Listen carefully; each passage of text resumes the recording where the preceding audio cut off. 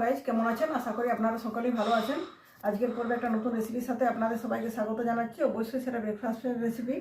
উপকরণগুলো দেখে আপনারা অবশ্যই বুঝতে পারছেন কী বানাবো। হ্যাঁ, আমার আপনার সকলের পছন্দের আলুর পরোটা বানাবো। আলুর পরোটা বানানোর জন্য এখানে আমি 200 গ্রামের মতো আলু আগে সিদ্ধ করে নিয়েছি, স্ম্যাশার দিয়ে স্ম্যাশ করে নিয়েছি। এরপর এখানে দিয়ে দিচ্ছি কুচিয়ে রাখা কাঁচা লঙ্কা, 4-5টা কাঁচা লঙ্কা দিচ্ছি। এটা ঝাল আপনি যেভাবে খেতে পছন্দ করেন সেই অনুযায়ী দেবেন। আর দিয়ে দিচ্ছি ধনে পাতা, এটা আমি একটু বেশি পরিমাণে দিলাম। এটা অবশ্যই অপশনাল, যদি কেউ পছন্দ না করেন সেখানে নাও দিতে পারেন। এরপর এখানে দিয়ে দিচ্ছি একটু গোলমরিচের গুঁড়ো,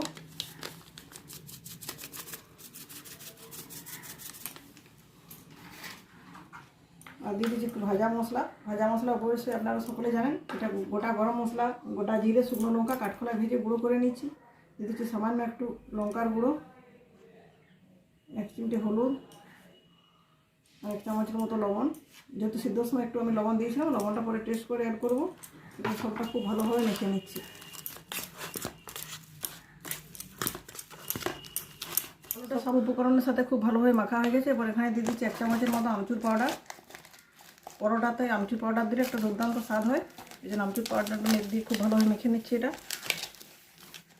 দেখুন বন্ধুরা, আলুর পরোটার জন্য আলুর যে পুরটা তৈরি হয়ে গেছে এটা আমি সরিয়ে রাখছি। এরপর ময়দা আর আটা দিয়ে একটা ডো বানিয়ে নেবো। এখানে আলুর পরোটা বানানোর জন্য এখানে নিচ্ছি 1 বাটি, বাটিটা রোল ময়দা আর সম পরিমাণ আটা নিচ্ছি।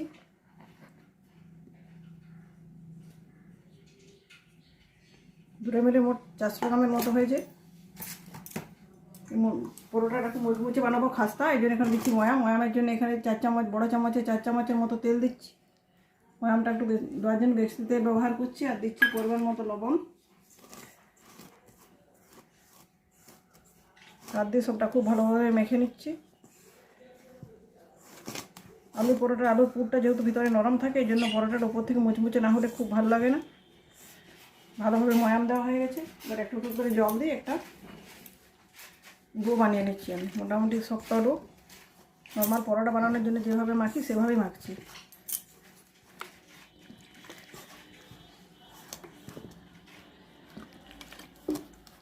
দেখুন বন্ধুরা, আমার এটা মাখা হয়ে গেছে। আলু পরোটা বানানোর জন্য ডোটা পারফেক্ট তৈরি হয়ে গেছে। এবার এটা আমি আধ ঘন্টা রেস্টে রেখে দিচ্ছি। ফিরে আসছি আধ ঘন্টা পর। দেখুন বন্ধুরা, ফিরে এলাম আধ ঘন্টা পর। আটাটা দেখুন আমার পুরোপুরি সেট হয়ে গেছে। আর একবার হাত দিয়ে একটু ভালোভাবে মেখে নিচ্ছি। পরোটা বানানোর ক্ষেত্রে আটাটা যত ভালোভাবে মাখা হয় পরোটাটা তত ভালো হয়। তারপরে আটাটা থেকে লেচি কেটে নিচ্ছি আমি। সাইজটা আপনার পছন্দ অনুযায়ী করবেন। আমি দেখুন না বড় না ছোট, সাইজটা লেচি কাটছি। দেখুন বন্ধুরা, চাকতির বেলনাতে আগে তেল মাখিয়ে নিচ্ছি, পরোটাটাকে বেলে নিচ্ছি।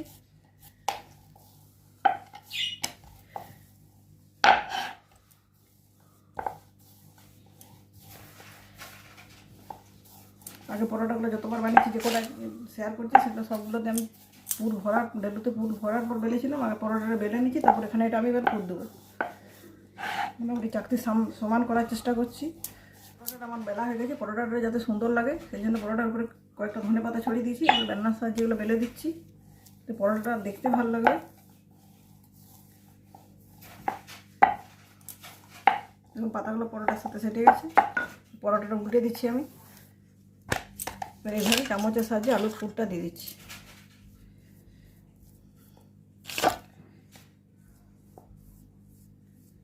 পরোটাতে আমার পুর দেওয়া হয়ে গেছে। এবার চারপাশ থেকে পরোটাটা ছড়িয়ে এভাবে গুটিয়ে দিচ্ছি।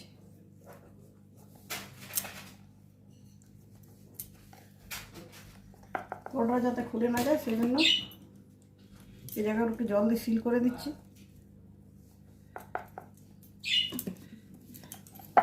একটু বেলনা দিয়ে চাপ দিয়ে একটু সামান্য একটু বড় করে দিচ্ছি। দেখুন একটা পরোটা আমার তৈরি হয়ে গেছে। এভাবে বাকি পরোটাগুলো তৈরি করে নিয়ে ফিরে আসছি। পরোটা ভাজার জন্য গ্যাসের ওভেনে বসে দিচ্ছি তাওয়া। নর্মাল তাওয়াতে ভাজবো না, আমার যদি হাতে তাড়া থাকে একসাথে দুটো করে পরোটা কীভাবে ভাজা যায় সেটা দেখানোর জন্য একটা ননস্টিকের বড় তাওয়া নিয়েছি। এবার তো দুটো পরোটা পাশাপাশি দিয়ে দিচ্ছি। একটা পাশ সেকা হয়ে যাক, তারপর উল্টে আরেকটা পাশ সেঁকে নেবো। একটা পাশ সেকা হয়ে গেছে, আরেকটা পাশ উল্টে সেঁকে নিচ্ছি।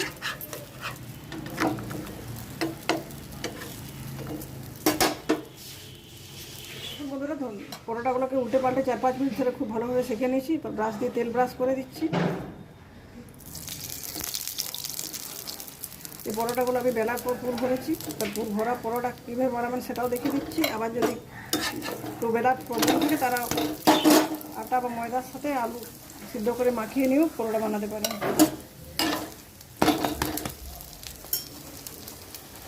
পরোটাগুলো খুব ভালোভাবে ভাজা হয়ে গেছে, এগুলো তাওয়া থেকে তুলে নিচ্ছি। আরেকটা পরোটা দিয়ে দিচ্ছি। পরোটা তবে আমি পুর ভরে তৈরি করেছি। পুর ভরা পরোটা বানানো যায় সেটা দেখে দিচ্ছি। দেখুন একটা ডেলু নিয়েছি, এটা হাত দিয়ে একটা বাটির মতো করে বড় করে নিচ্ছি, যতটা সম্ভব বড় করা যায় ওটাই পুর ভরা যাবে। এই চামচের সাহায্যে স্টাফিং বা পুর এটা ভরে দিয়েছি। তারপর চারপাশ থেকে এবার গোল করে সিল করে দিচ্ছি, হাত দিয়ে চেপে চেপে বানিয়েছি। এবার বেলে দেখাচ্ছি, দেখুন আমার জিভে জল আনার সাথে আলুর পরোটা বানানো কমপ্লিট হয়ে গেছে। পরোটাগুলো বানিয়েছি আমি দুভাবে, সবগুলোই পুর ভরা পরোটা, কিন্তু এই যে পরোটাগুলো দেখছেন লম্বা, এগুলো পরোটা বেলার পর পুর ভরেছি।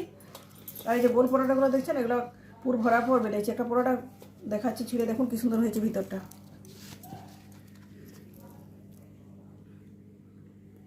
এটা খুব সহজ রেসিপি, আপনারা অবশ্যই এইভাবে বাড়িতে আলুর পরোটা বানাবেন। কেমন লাগলো কমেন্ট করে জানাবেন। আমার ভিডিওটি ভালো লাগলে লাইক, শেয়ার এবং সাবস্ক্রাইব করতে ভুলবেন না। আজকের মতো এ পর্যন্ত। পরের দিন ফিরে আসছি নতুন কোনো রেসিপির সাথে।